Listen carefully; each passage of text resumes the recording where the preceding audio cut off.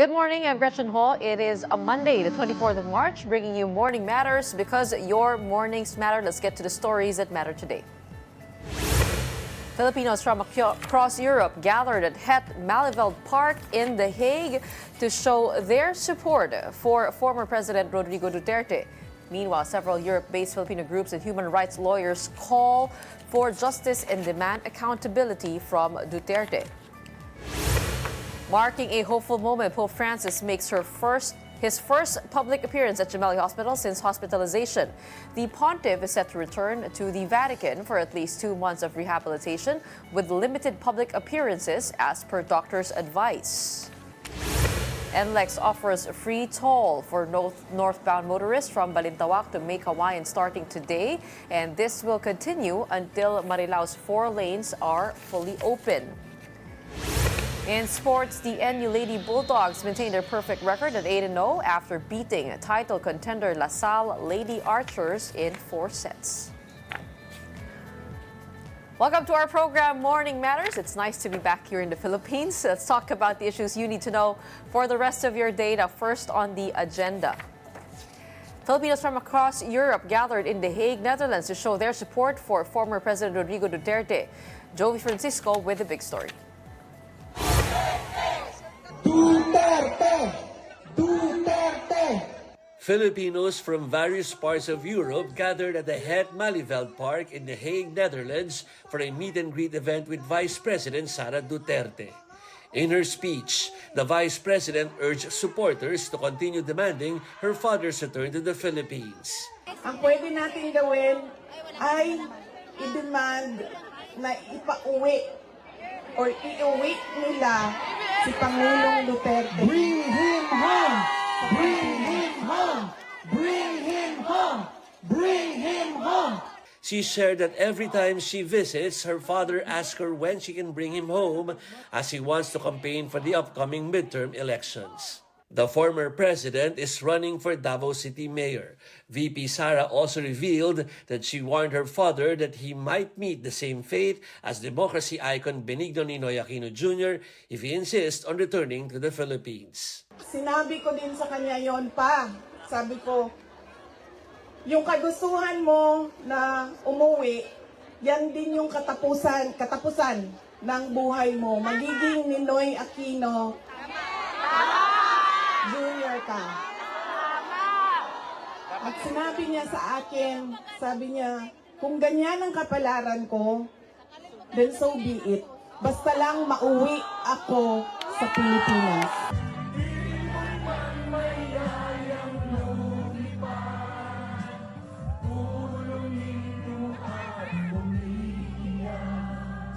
During the event, supporters sang Bayan Ko, an anthem of the 1986 EDSA People Power Revolution.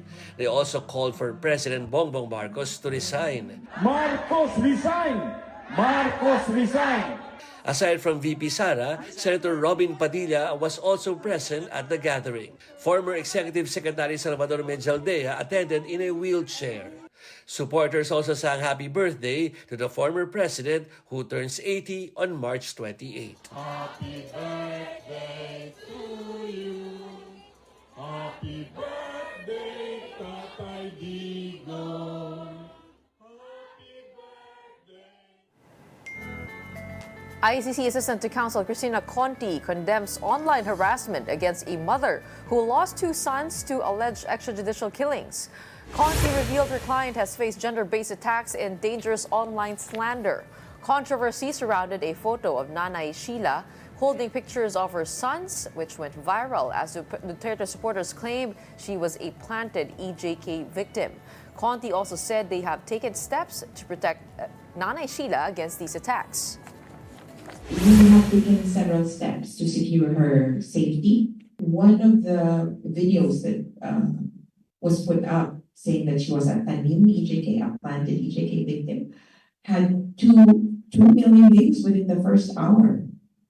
And the attacks, the verbal attacks, written verbal attacks against her, included, of course, direct diminishing of her. Just unfortunate that this has been depicted as a battle between Team Kasamaan and Team Kadiliman, Team Evil and Team Darkness. We forget that there should be Team Kabutihan. Conti also said that the former president must remain in detention in The Hague to answer his cases before the ICC. Earlier, Duterte's legal counsel, lawyer Nicholas Kaufman, claimed Duterte is being illegally detained and should go home as soon as possible. He must stay in detention here in The Hague to answer for his case, says. By April 11, 2025, his indication if he would avail of or he would invoke grounds to exclude criminal responsibility, meaning he has to tell the court right now by April 11 if he intends to invoke insanity, incapacity, self-preservation, duress, alibi, and the like. This is in line with the processes of the court, and hopefully these are matters that are settled before the confirmation of charges set on September 23rd. For the victims, of course, for rights and for that and for rights, it's been a long time coming. Meanwhile, Bayan Europe plans to form a Europe-wide coalition of Filipinos to push for Duterte's accountability. They vow to continue mobilizing until all perpetrators of alleged atrocities are held to account. And as you may well know, I'm back in the Philippines, but we still have someone over there at The Hague reporting to us live. We have our boss, our One News editor, Jovi Francisco, joining us from The Hague. Magandang umaga mula dito, madaling araw dyan. Okay, Jovi. Good morning, Gretchen. You attended the Duterte rally and also the presser a while ago that we played. First, tell us all about the situation or the atmosphere over at the pro-Duterte rally. When you heard the Vice President refer to Ninoy Aquino Jr. and also when you heard Bayan Ko play in the monitors, kamusta naman yung naging pagtanggap doon? Anong naging pakiramdam mo sa mga pangyayari? Okay, para maiwasan ko sagutin yung tanong mo, puntaan ko muna yung una ko kong dinaluhan. Gretchen, I attended the press con of Attorney Conti, which was held earlier than about an hour before that park meet and greet with the Vice President. And there was, yung talk ko doon sa birthday, birthday surprise daw nila for former President Rodrigo Duterte this coming weekend. Well, hindi na nga yung surprise that they will be mobilizing. Hindi lang dito. Imbis na magpulong-pulong yung mga taga-Europa na mga kababayan natin dito sa The Hague, hahayaan na doon sa mga lugar nila gawin yung mga pagtitipon-tipon at pagkondena doon sa mga naganap noong panahon ni dating Pangulong Rodrigo Duterte. Now, with regards to your question about the sounds, images, and even the sound bites about relating to what happened in the 1980s or 1986 specifically because of people power. Yes, some foreign media were covering the event. Also looked at each other. And we're kind of puzzled, but we all know that there's really a purpose on why that was tackled and that was raised or kung bakit ito na bring up ng Vice Presidente. Gretchen. Hey Jovi, how many people attended the rally at galing saan silang mga lugar? Ano pang nangyari bukod dun sa meet and greet with the Vice President?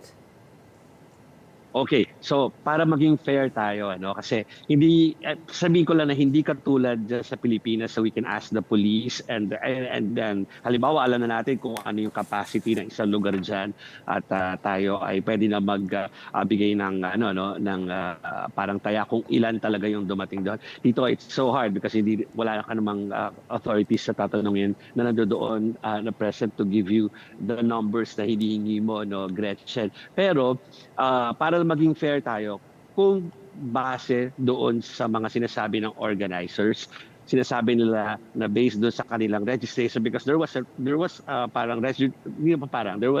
a registration process before pumasok doon sa it's a big park and they occupied almost half of it at may barricade yon. So before pumasok doon, merong registration na kiniklaim at sinasabi ng mga organizers na 5,000 strong yung mga dumalo kanina from 10 a.m. na umabot hanggang mga 5 p.m. dito sa The Hague. Ano? So it's hard to really give a number na based do sa ating tansya because hindi natin to lugar, Gretchen, pero yon ay according sa kanilang mga organizers. Okay, meron pa bang ibang naganap bukod dun sa speech ni VP? Aside from the speech na medyo malaman dahil yung speech na yun, the Vice President tackled first yung conversations with her father during sa last visit niya. Pangalawa, yung mga bilin sa mga kaanak, mga kapatid ni Vice President Sara Duterte ng kanilang ama. And the third one is dun sa yung legal side nitong usapin na ito at mga naging pronouncements ni dating Pangulong Rodrigo Duterte tungkol dyan. Ano pa ang naganap? Literal na meet and greet because after ng kantahan, may mga kumanta kasi Gretchen. Of course, may mga speeches after yung long speech ni Vice President Sara Duterte. Pinagbigyan, I'm sure you're aware of how fan meets are held in the Philippines or all over the world, right? Pag merong pumunta na artista or group like BTS kunwari, merong photo op with each and everyone who attended. Ganun ang naganap kanina. As in, pumila sila for a one-on-one picture taking with the Vice President. A former presidential spokesperson Harry Roque was not present. Do you have any word on where he was? So why was he not there?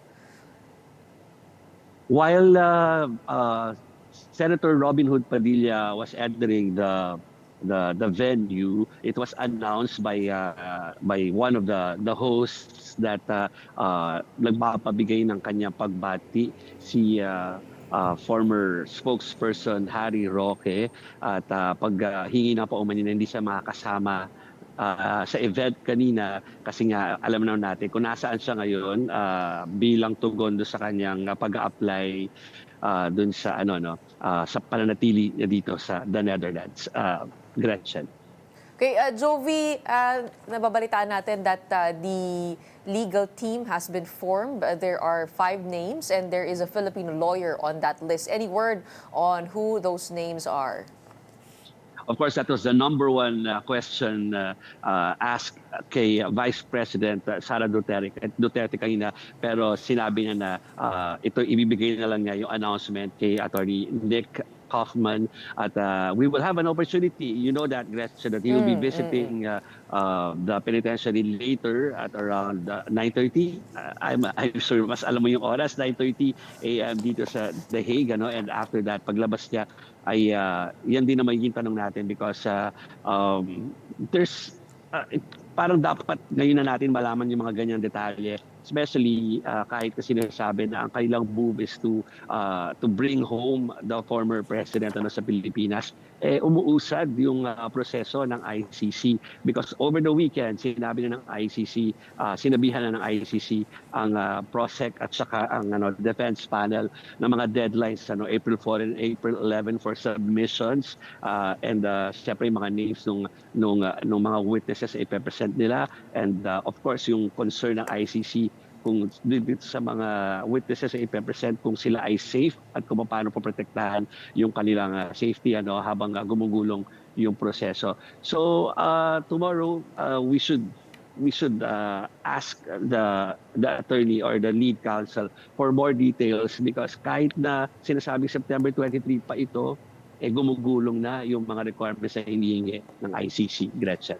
And that's correct. Yung disclosure of evidence yung mauuna dyan. And the Duterte camp has until April 11 to submit their observations on that disclosure of evidence proceedings. Sa tama ka, no? Mamaya, kasi usually 9 to 11 dumadating Yes. yung si VP o kaya yung lawyer para bisitahin ang dating Pangulo. Kaya abangan talaga dyan. Speaking of aabangan, meron ba silang na-announce na iba pang gathering? I mean, this coming March 28, lilinawin ko lang, no? I mean, is there something big that we should expect in the coming days or weeks? Well, we saw them singing happy birthday for the former president ng twice na kanina. No? Kasi ang tricky kasi dyan, it will not happen on a Saturday or Sunday, di ba, Gretchen? It will happen on Friday. At hindi natin alam kung makapunta pa yung mga grupo kanina dito sa Dahiga, no? Because we all know yung reality na nag-travel talaga at nag-day trip yung iba para makapunta dito doon sa kanilang pagsuporta sa meet and greet na yun. Pero we don't know kung Friday ba allowed na sila or nakapagpaalam na sila to leave yung kanilang work and come over here. So, hindi natin alam kung sa Friday magaganap yung event nila or sa weekend ulit. Pero meron daw magaganap at ayaw lang nilang ibigay yung detalye, Gretchen. Pero ang alam natin, ang definite, ang meron na mga plano ay yung mga anti doon sa o mga hindi gusto yung naging war on drugs ng dating Pangulo. At sila yung naghahanda na for Friday dahil meron silang birthday surprise. Abangan natin yan. Pero ito nga, no, as you mentioned, the anti-Duterte group or the pro-human rights group has been also trying to making their voices renounced there. Ano yung naging talagang naging call nila dun sa press conference nila kahapon?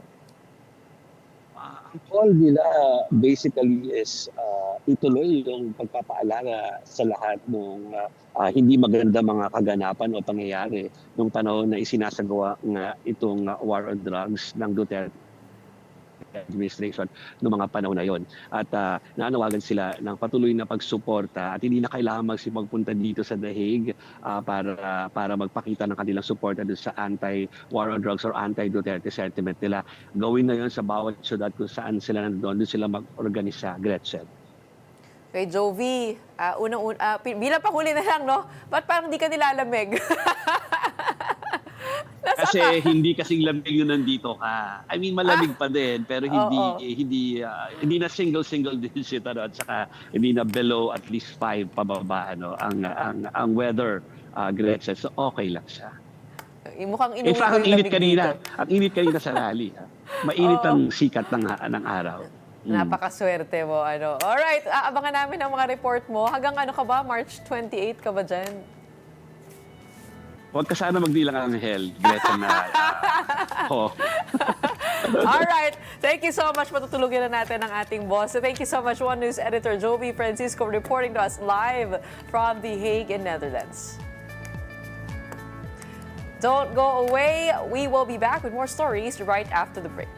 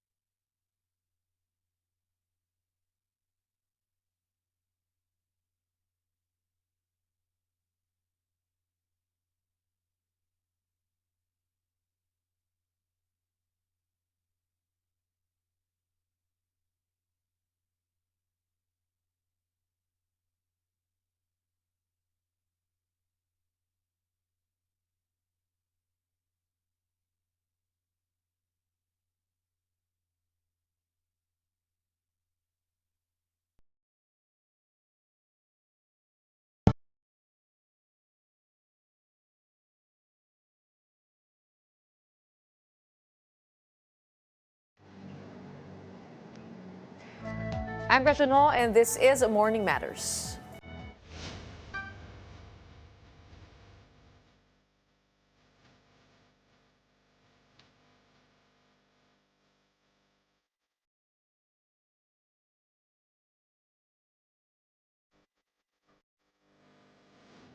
The arrest of former President Rodrigo Duterte continues to make headlines with strong reactions from supporters and critics alike. And joining us now to discuss the developments is Human Rights Watch senior researcher Carlos Conde. Welcome to the program. Hi, Gretchen. Thank you for having me, and it's nice to see you back in the Philippines in one piece. Okay, Kaloy, galing nga ako sa The Hague, covering both pro and anti-rallies. And, being the center of human rights, there were a lot of questions about human rights. On one hand, you have the extrajudicial killings, and on another, you also have questions on the kind of arrest that was done on former President Rodrigo Duterte. Do you think that his human rights were respected there? I mean, your assessment of the whole situation, because I talked to the lead counsel of FPRRD, and he said that they are hoping to have acquittal at the earliest stages. At ito nga yung pinaplano nilang i-question, yung kind of arrest. Well, of course, they'll focus on the technicalities of that arrest and then try to zero in on the message that his rights were violated when he was arrested at Guillermo Air Base. So that's to be expected. And I think what we've seen, the coverage of that, what we've seen, there were some scuffles, but by and large, I think it was done in a way that's respectful of the former president's welfare and rights. And the fact that he's now in The Hague, facing the ICC and undergoing a due process that he himself denied thousands of his victims is quite telling, And so it's my point is that I think the discussion and the focus of all this should not be limited on how Mr. Duterte was arrested, but really on whether he's going to rest his case on the technicalities of that, but really on the victimization of a lot of Filipinos during his term. That seems to be being swept aside by the Duterte camp for obvious reasons. And so really just to center here the victims of the drug war. Well, I bring this up because also it could involve the possible arrest warrants to be issued next after the former president, and how they could evade arrest and how they could bring this up, issues on how to conduct that arrest and how it should have gone through local courts. Sinabi ni Attorney Alex Medina dun sa Senate hearing na meron ding provision yung Constitution on the liberty of abode. Ibig sabihin na hindi pwedeng, you cannot be taken from your place of abode without going through the legal process, through judicial proceedings. At sinasabi niya, that trumps yung provision ng RA 9851 Section 17 that allows a surrender. Kasi dalawa yun, a surrender and extradition, and there's this whole debate. Sinasabi ng gobyerno, surrender yung ginawa namin. Your thoughts on that? Because when we talk about human rights, of course, it is basic to every single human being. Yeah, it applies to everybody, including a former president, right? Here's the thing. I think the whole idea about local courts should have the local court should have had a say in all of that. I think that's subject to debate, and we're not even sure if the ICC will even listen to those, because the ICC is an international tribunal. They have their own systems that we acceded to when we signed the Rome Statute, and that are still in effect, even if we withdrew. So, all of this, Gretchen, I think are just some, effort by the Duterte camp to muddle the issue and to really to play to their crowd in all of this. I mean, what I would really want to hear from them is, what kind of evidence they're going to present in The Hague to defend Mr. Duterte? I think that's a more important question at this point, because I think it's already inevitable that there will be a trial in The Hague starting September 23. So, I mean, again, they can argue, of course, and they have the right to do it, kung bakit hindi dapat ginawa ito ng Philippine government kasi may mga korte, may constitution and all of that. But nasa Hague na siya. He's there. He's facing the justice that he so deserves. Well, okay. I think that will be settled over at the Supreme Court, if ever, the court of last resort, because what happened has no jurisprudence over it. But speaking of the EJK victims, yun nga, galing nga din ako doon sa mga rallies na yun. At nakikita ko doon sa mga placard. I mean, yung sinasabi nga ng pro-Duterte supporters that it's fine. I mean, that there were okay lang na itong mga nangyari na ito kasi nawala yung mga rapists, nawala yung mga adik sa bayan namin, sa barangay namin, naging mapayapa sa amin, and he was left to bear responsibility for everything else. I mean, do you think it will be challenging to link all of those deaths to the president directly and to establish that command responsibility for what happened during the Duterte administration? Well, unang-una, may mga nabitaw na siya mga salita doon pa admitting all of this. And there's evidence. There's policy in the police. There's the Operation Tokhang, Operation Double Barrel, the policy. And there's documentation by a lot of groups, by media, us, and many others about what happened during the drug war. Now, itong narrative na ito na sinasabi ng mga supporters ni Mr. Duterte, lalo na yung mga OFW sa Europe na okay, naging maayos ang bansa, naging nawala ng krimen. I mean, I challenge them to present evidence to support that. Nawala ang krimen, nawala ang drugs, nawala ang mga kaguluhan dahil pumasok si Mr. Duterte. I challenge them really. Itong mga narrative na ito madaling tanggapin madaling dunukin. Especially if you're so far away from the Philippines. Ito pa isang challenge sa mga OFWs. These OFWs, and with all due respect to them, they do so much to the economy. But medyo konting, ang konti sa pagtingin dito sa nangyayari dito.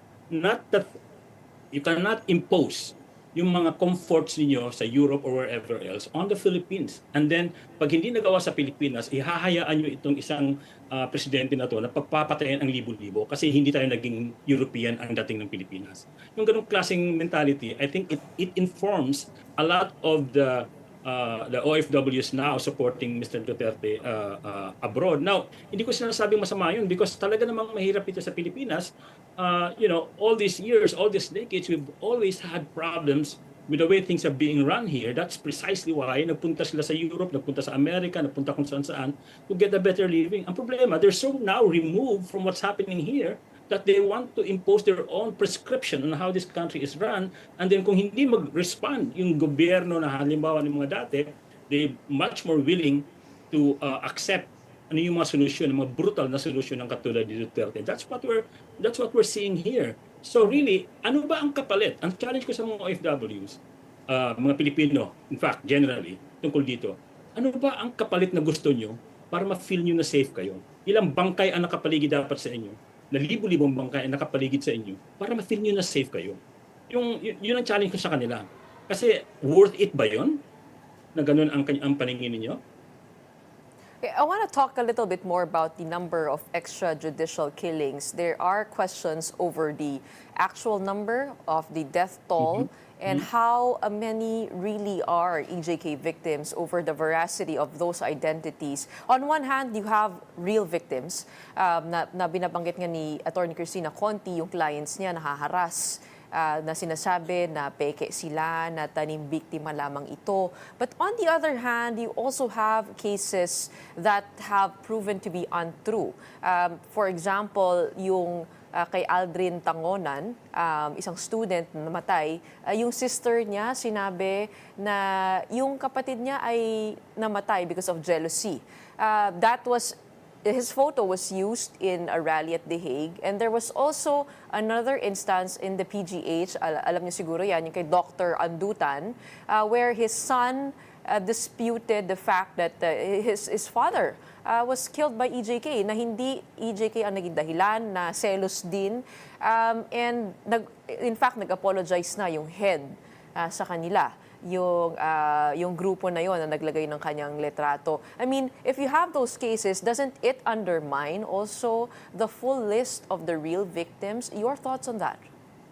Well, I don't think so. I think there's a very, pushing the idea that dahil nga mayroong dalawa, mga ganyan na cases, na mali, palagay natin, or tanggapin natin na mali ang pagkakalahad nila bilang EJK victims. I don't know exactly the whole story there. But how can that eliminate, or how can that set aside the thousands and thousands of documented cases? It can't. Sinasabi lang nila ito to try to undermine precisely itong ginagawa ngayon sa ICC. And they're saying this to rile people up, saying, and also this feeds into that propaganda na itong drug war ay hoax. I challenge people, check them out. Anong hoax ang pinagsasabi nila? Now, on the figures, Gretchen, back to your question, ang figures kasi ng police mismo, 6,256 from 2016 to October 2021 ang napatay sa drug operations. Can I get that again? How many? 6,256. Okay. Ang inamin ng police na figure nila napatay during drug operations. Ngayon, at least half of that are perpetrated by police officers during Tokhang and during drug war operations. Meron naman nagsasabi, hindi kami yun, but ibang grupo na based on their estimate na umaabot ng mahigit 30,000. And this was a reasonable estimate. Kasi nga, if you remember, Gretchen, back in the 2016, 2017, 2018, sa isang gabi, dosena ang mga napapatay. So reasonable na, kumbaga, pagtingin nyo na nag-extrapolate sila na ganito yung figure. So, but again, even if yung police statistics lang ang pagbabasehan natin na 6,000, ang dami-dami nun. Sabihin natin yung kalahati nun pinatay ng police dahil nanlaban. Ang tanong ngayon dito, anong nanlaban? Nasaan yung 3,000 or 6,000 mga baril or weapons na ginamit nila nung nanlaban sila? Because there must be record of those kung talagang nanlaban. But on the other hand, napatunayan na ng mga independent nag-document dito. Kasama ng Human Rights Watch. May mga report kami nilabas dyan. Ang Amnesty International, iba pang mga NGOs, naglabas ng documented na cases ng mga ganyan. So, again, yung number ng napatay sa extrajudicial killings under the drug war are, whether it's 3,000, 6,000, up to 30,000, are so massively egregious na kailangan talagang mag-isip-isip na ng mga Pilipino. Again, babalik ko sa punto ko, ano ba ang kapalit ng feeling safety nyo? Itong mga bangkay na ito na walang pinatay, na hindi due process, na walang due process. So, I think kailangan natin questioning minsan yung values natin about this. Okay, what is the actual Human Rights Watch number? Because you did mention that you did research with Amnesty International. Is it 6,000, 12,000, 20,000, or 30,000? Is there an accurate number? I mean, yung isang numero. Kasi naguguluhan na rin kami kung ano talaga yung... I mean, kasi usually when we see news reports, nakalagay lang, Human Rights Watch groups estimates 30,000 or 20 to 30,000. So, what's your number over at Human Rights Watch? Well, that's a good question. Actually, napilitan na lang kaming i-echo yung number ng police na 6,000. Precisely because walang accurate na number at walang nag-iimbestiga. It's impossible to know the extent of the damage of the drug war without an honest-to-goodness investigation by the government about these things, an independent honest-to-goodness investigations. So, ang nangyayari ngayon, yung mga figures ng ibang human rights groups ay nag-i-estimate. Even the UN, I think, at some point, estimated it at 8,000 based on their own documentation or based on sa reports na tatanggap nila. Pero ito yung ngayong challenge sa gobyerno na sinasabi natin noon pa under Mr. Duterte, dapat nagkaroon ng maayos na investigasyon sa mga cases nito para talagang malaman yung mga extent ng death toll. Pero anong ginawa ng gobyerno ni Duterte? Hindi niya pinakinggan yan. Tuloy-tuloy pa rin. In fact, may mga pagkakataon pa na they were falsifying medical records, they were planting evidence. So ito ngayon, mapupunta ngayon yung challenge kay Mr. Marcos, Presidente Marcos, to do something about this. There needs to be an independent investigation about these killings para makita natin yung extent ng damage. But also, related to that, dapat magkaroon na talaga ng Truth Commission ang gobyerno tungkol dito. It's an independent Truth Commission, not Quadcom, not any of those legislative hearings na ginagawa. But an independent truth commission, possibly led or run by the Commission on Human Rights, but it has to be independent, it has to be non-partisan, and it has to be based on the evidence on the ground. Kasi pag wala yan, puro tayo hula. Pero again, babalik ako doon, kung 6,000 ang sabi ng police, simulan natin doon, gaano kadami yung 6,000 na yan? Okay, when you say EJK deaths, what is included there, you think? I mean, like the scope of it. Ito ba yung mga sinasabing nanlaban lamang? Or kasama rin dyan, tingin mo yung mga namatay because of the culture of impunity? Or is it, when you say drug-related deaths, ay ito, droga talaga? Well, yeah. Yung scope ng coverage ng deaths sa drug war, kasama dyan yung napatay during police operation. Sinasabi nga nilang nanlaban. Pero kasama din dyan, equally, yung napakarami din ng mga pinatay ng mga unidentified people. Okay, mga hitmen, assassin. But there have been research, including from our own and from other groups, showing that many of these civilian assassins or hit squad or killers were actually working for the police. So, again, hindi malinaw yung extent kasi nga walang investigation. But kasama dyan kasama dyan yung mga pinatay ng police, kasama dyan yung mga pinatay ng mga unidentified assassins. At ito pa ang magiging dito ngayon, ito pa ang magiging issue kasi nga talamak ang extrajudicial killings at summary executions or summary killings sa Pilipinas. So sometimes di mo na alam kung bakit siya pinatay na ganyan. Selos lang ba yan? Drug ba yan? May ginawa bang krimen? So again, this all goes back to the whole criminal justice system and the police law enforcement system natin and how they're investigating every one of these deaths. Kasi pag hindi nagawa ng pulisya na may ganyang pag-iimbestiga na maayos, hindi talaga natin makikita yung extent ng damage. And really, in fact, the drug war, has been always our view. The drug war grew out of this really dysfunctional criminal justice system and law enforcement system that we have. So it's not surprising that many of those who are being accused of killing people are actually from the police because it is so dysfunctional, it is so criminal, and you've seen the testimony in Congress about accusing police officers of doing this and doing that. Ang dami. So again, this is a whole systemic kind of rot that Mr. Marcos needs to grapple with in the coming months. Okay, DJ Secretary Remulla admitted that there are 95% of wrongful deaths that have no police records. Where do you propose government start? With no records at hand, which trail can they follow, you think? Well, that's actually, we were glad that Mr. Remulla said that, na karamihan dun sa mga napatay ay walang police records. But again, that only shows to you kung gaano kawanton, kung gaano walang habas yung ginawa ng patayan. No? Now, where does the police start or the investigation start? I think it makes sense for the Philippine National Police under Chief PNP Marbil to now figure out a way to try to go back to those cases and really, start from scratch talaga sila in investigating all those cases because keep in mind, Gretchen, karamihan dun sa mga patayan mula pa ng drug war, talagang a huge majority were not investigated by the authorities. Parang pinatay, binarel, okay, hayaan nyo lang siya. To cite you one example, one research I did back in 2020, I interviewed dozens of families of victims and I made sure to ask every one of them before I left for the interview, binalikan ba kayo ng police para kumuha ka ng statement ninyo, ng accounts ninyo? None of them said so. So, it's very clear na walang documentation from the police itself. And then hindi pa nga kasama diyan yung pagmamanipula ng ilan sa mga police records, yung pagbibigay ng mga maling impormasyon to support the violence. So, again, this is a huge challenge for the PNP right now and even for the NAPOLCOM and the DILG. And then, of course, the DOJ. Because obviously from all of this, pag na-determine nila na marami dito ay mga questionable mga deaths, the DOJ needs to come in. But I think corollary to all of this is the establishment talaga ng isang non-partisan independent truth commission to really look into this. Not just in terms of getting the forensics and getting all of the information needed, but also to give a space to the victims of this drug war where they can say where they can tell the public what happened to them or their loved ones. It's important for all of us to find some justice and closure in the years ahead. Okay.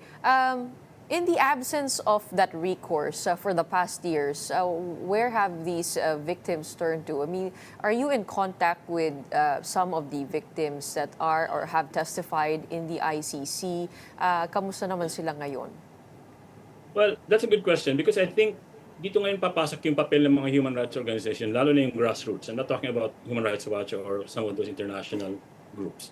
I'm talking about grassroots, grassroots human rights organization that the families of victims have been, have been communicating with. In fact, they're the ones that are helping these families because ang gobyerno talaga is almost totally absent sa mga bagay na ito. The government really just, we're talking about the government, the executive, but also the Department of Social Welfare and all the other agencies of government that's supposed to be responding to the crisis that we saw from 2016 up to 2022, wala. So, napunta talaga lahat yung mga yung task to care for these families and to document what they went through. Sa mga NGOs, sa mga human rights defenders, we're talking about RISA. We're talking about the group of Father Flavi, yung Arnold Johnson Center, Kalinga, na sila yung kumakalinga doon sa mga biktima ng drug war. We're talking about paralegal groups like Ideals. We're talking about the Ateneo Human Rights Center, Karapatan, Network Against Killings in the Philippines. So marami. In fact, andyan pa yung RESPAC, yung itong artist and photographers group na hindi na lang documentation ginagawa nila, but kumakalinga sila sa mga biktima. So, yung absence ng gobyerno in all of this was very palpable to the point na yung mga biktima ng drug war, wala na silang mapupuntahan. So, yung may vacuum na na-create. So, dito pumasok na yung mga non-government organizations at grupo na para asikasuhin at tulungan yung mga biktima ng drug war. But this cannot go on. Kasi nga, ngayon, lahat itong mga grupo na to under attack from the Duterte trolls and Duterte supporters. Tinatawag ng mga komunista, niretreten, yung nangyari kay Atty. Chrissy Conti. Even the journalists that are covering this are being harassed online. So again, hindi ko maintindihan kung bakit ganito. I get the desperation among Filipinos na walang gumagana sa Pilipinas, kailangan natin si Duterte, pero my God, why does it have to come to this na pati yung mga ang ginagawa lang naman yung trabaho nila tinatarget? O kami yun, kasama na kami doon sa mga hinaharas online. Pero syempre, we will throw the pertinent and relevant questions still. And among those that are being questioned is the number 43. 43 victims presented at the Hague, 43 full cases. Bakit 43 lamang sa tingin mo ang nandito? Help us understand. Compared to the 6,000, we have 43. Do you have any idea of how these 43 cases were formed and how it reached The Hague? Okay, bakit 43 lang? Yung 43 na yan ay hindi naman sinasabi ng ICC na yun lang yun.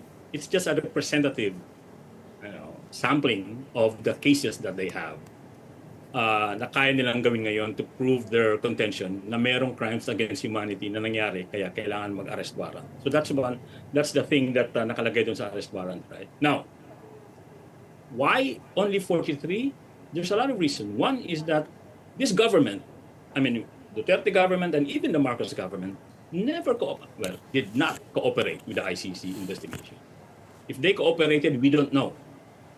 But imagine a situation, Gretchen, when the government was fully cooperative sa investigation ng ganito, then we would have had more.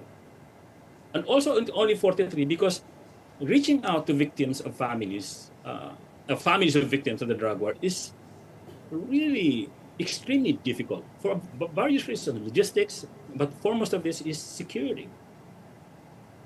Hindi mo basta-basta mapuntahan na lang yung mga yan and start asking them questions. You need to put protocols in place to make sure na sila ay safe. Kasi pag umalis ka dyan, halimbawa ako, interview ko sila, pag umalis ako sa komunidad nila, okay lang naman ako eh. Pero sila na naiiwan, mayayari yung mga yan pag mayroon talagang mga gagawing tatargetin sila. So it's that. At dito pa yung papasok na dito yung issue ko na ang gobyerno mismo, not only it did not cooperate with the ICC, but it did not create the space kung saan pwedeng dumulog yung mga biktima ng drug war para nga ma-document yung nangyari at para mabigyan sila ng boses at mapakinggan sila at mabigyan ng boses. Hindi nangyari yon. So the odds na that the ICC investigators had to face was really quite tremendous. Hindi basta-basta. So they had to rely on local groups to to supply them with information, and then they had their own system of validating this information. Nakaka-amazing nga din that they were able to get these two former DDS assassins and hopefully testify in The Hague. So ganun kahirap kumuha nun. So but in the eyes of the Office of the Prosecutor of the ICC, those 43 cases are enough to prove the point na may nangyaring ang crimes against humanity, at dun sa trial mismo, ipuprove namin na hindi lang ito 43, napakarami. Well, Kaloy, given the number of cases before the International Tribunal at The Hague, are you confident that the prosecution will be able to get a conviction? Or is there more work to be done? As you mentioned, we have human rights groups, we have civil society groups, knowing or having knowledge of the victim's situation, sa kanila lumalapit. What more can be done here? I mean, to be able to actually prove the number or prove the extent of the effect of the drug war. Kasi yun nga, no, pag pinut mo kasi side by side, yung 43 doon sa 6,000, 12,000, 30,000, you can also understand. I mean, on one end, tama naman, no, na that the lawyers will have to focus on a number of cases to establish a systemic pattern. But on the other hand, parang ang layo nung numero na yun. So, are you confident at this point that the prosecution has enough to get a conviction, or what more can be done? Well, definitely, I think the prosecution will do more. I mean, we've only just begun. The first stage pa lang nung process na to ang nagawa, yung identification ni Mr. Duterte. Wala pa tayo dun sa confirmation of charges. So marami pang pwedeng mangyari. In fact, the ICC, I think, if I'm not mistaken, I saw it on their website that they're soliciting information about cases. So a lot more can happen. And definitely, hindi lang ito dun sa 43 nakafocus. That 43 number is just a representative of what they have found so far to prove the case that a warrant is needed. Okay? You don't have to document or kunin lahat yung 6,000 na yun just to show na may dahilan ka para arrestuin si Mr. Duterte. Kaya nga tayo may trial eh. Now, of course, the Duterte camp will just focus on that 43. And I understand why they're doing that. But again, although that feeds into this whole hoax, drug war hoax thing, I think it's important to keep in mind that there is enough documentation to show the scale of the drug war. Now, we may quibble on the numbers, the actual numbers, but there's a massive, violation of rights that are happening. And mangkakala pa ng mga mga witnesses ang Office of the Prosecutor, definitely. But also, lastly, on your point, what needs to be done? Again, apart from the process now na nagsisimula na sa ICC, the Philippine government needs to create that space ngayon so that the victims of the drug war, of drug-related deaths, are able to come forward feeling safe sila, a safe space for them and their advocates, so that this can be documented and even interrogated if you have to. Kaya mahirap kasing kaya madaling ng mga false information, disinformation, kasi wala tayo nun eh. And so now again, babalik ko yung challenge sa administration ni Mr. Marcos. If it really wants to, and if it's serious about accountability for drug war killings, it needs to take this step.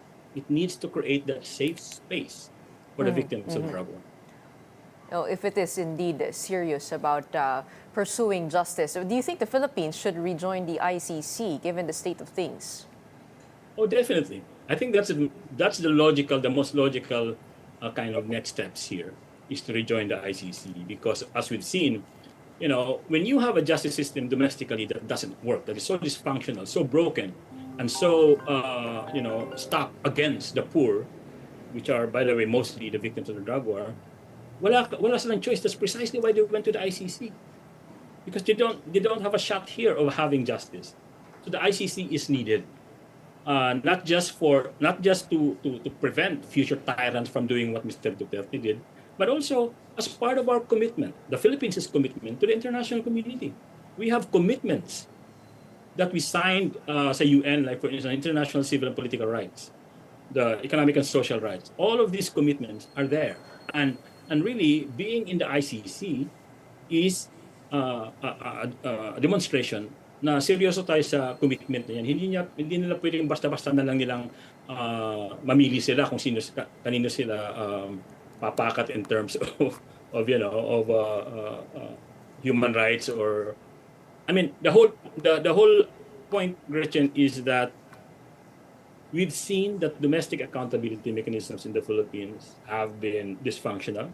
That's precisely why we have this problem. That's precisely why we are now at the ICC.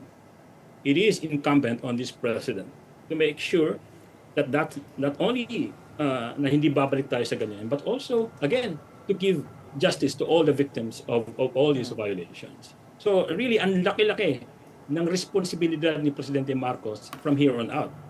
Pero ayun nga, sabi mo nga kanina, assuming that they're serious about this.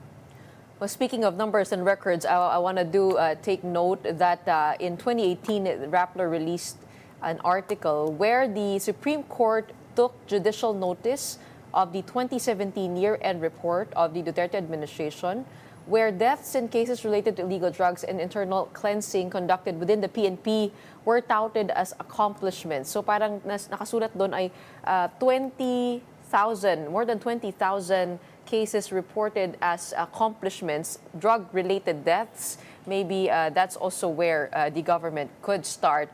But since I have a little time left, I want to pivot to another discussion on the fake news hearing over in Congress. When you see the vloggers being questioned about their online posts, I mean, you as a human rights advocate and as a Human Rights Watch member, do you agree with what's happening over in Congress? On one hand, tama naman, there's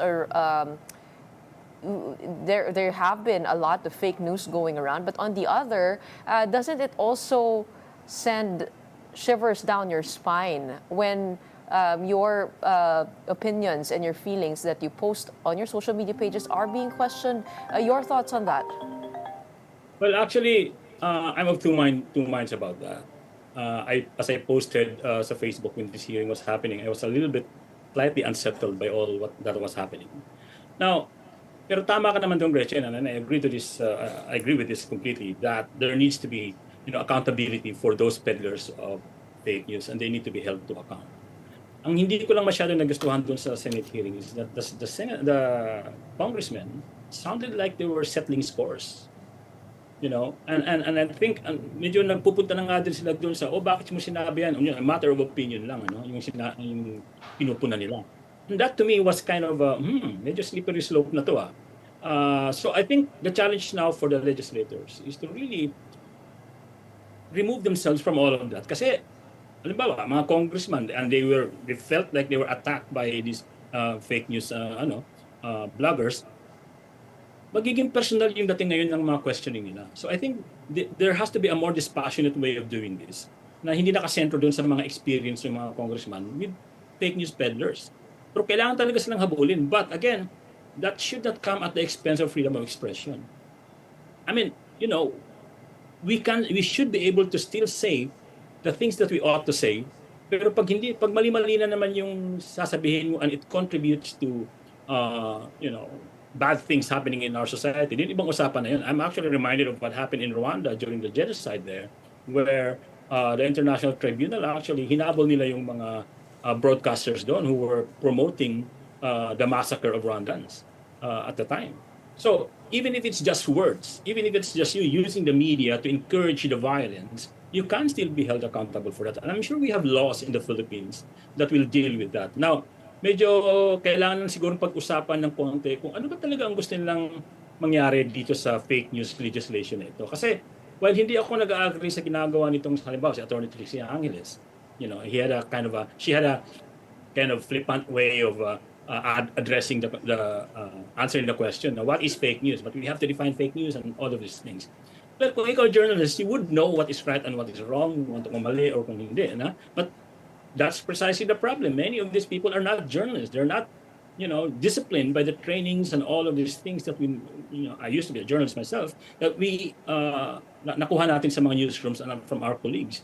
But even though we have questions about the quality, the veracity of the bloggers' information, that is not an excuse in itself to suppress their freedom to say their stuff.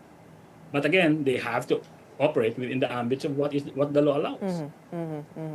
Well, there is that whole question over whether government should dip its fingers into this discussion, and if there's an actual possibility of it being non-partisan, diba? I mean, at the end of the day, the two things that we talked about is a fight for truth over the social media space, and fight for truth over the drug war of the Duterte administration. We all want to get down to the facts. At maraming salamat. Thank you so much for shedding light on those numbers. We have Human Rights Watch senior researcher Carlos Conde joining us on Morning Matters, and keep up the fight on your end. Maraming salamat. Thank you, Gretchen. Don't go away. We have more matters to discuss right after the break. Keep it here on One News.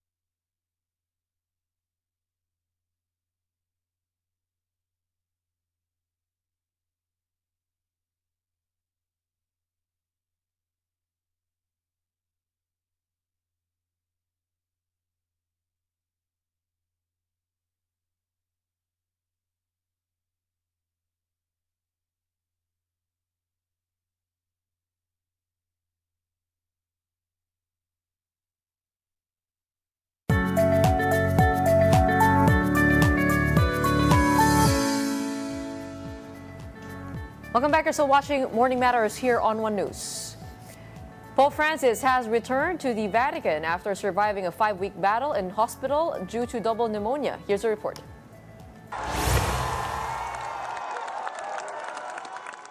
Pope Francis made his first public appearance since February 14, just before being discharged from Rome's Gemelli Hospital shortly after noon on Sunday. The 88-year-old pontiff had been battling double pneumonia, the most serious health crisis of his 12-year papacy. As he emerged, he was greeted by a crowd of well-wishers who had been praying daily for his recovery. Abbastanza bene, speriamo che continui per molti anni perché gli vogliamo tanto bene. Veramente è un papà, è un amore di padre. Sensazione di gioia, è un testimone del Vangelo fino in fondo e ci dà speranza. Before returning to the Vatican, Francis made a familiar stop at the Basilica of St. Mary Major, a church close to his heart. He left flowers at the altar, a tradition he has kept throughout his pontificate, even in times of illness. Though his doctors say the Pope is breathing on his own, Francis continues to use oxygen and will need at least 2 more months of rest. He has been advised to avoid large or stressful gatherings, while his body continues to heal. As he traveled back to the Vatican, the streets were lined with supporters chanting his name. Well, good to see the Pope finally say hi to his audiences outside the Gemelli Hospital, and we hope for continuous recovery. In the meantime, more good news. Alex Iala A Filipina made history once again at the 2025 Miami WTA 1000 event, defeating Australian Open champion Madison Keys 6-4, 6-2. This victory marks her second win over a top 30 opponent in just 2 days, following her stunning upset of world number 25 Jelena Ostapenko. Yala's remarkable achievement is only the second ever win by a Filipino tennis player over a top 30 opponent since the WTA Tour rankings began in 1975. Yala's historic win has set the stage for an exciting fourth-round matchup against Spain's Paula Badosa. Well, good to end today's episode with good news. And that's it for this Monday. My name is Gretchen Ho. Keep it here. We are One News, all sides, all the time.